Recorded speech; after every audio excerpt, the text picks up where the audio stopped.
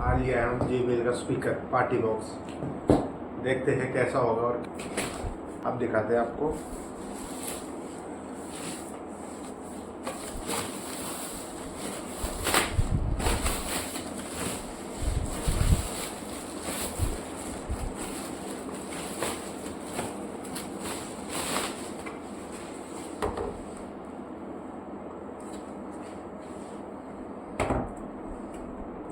अब दिखाते हैं आपको। ये पूरी JBL ब्रांडिंग अच्छी है। ये ऊपर का नॉब,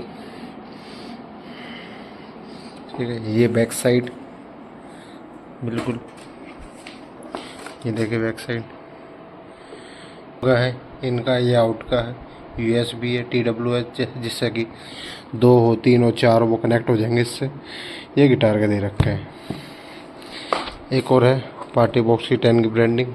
यहाँ पे आपको चार्जिंग का नॉब दे रखा है इन्होंने, और कुछ नहीं, और सिर्फ सिंपल सा। और इसकी वॉल्यूम टेस्ट करेंगे कैसी है, क्या है, कितनी तेज़ है। वेट करें। लो जी, फर्स्ट लुक देखिए। अब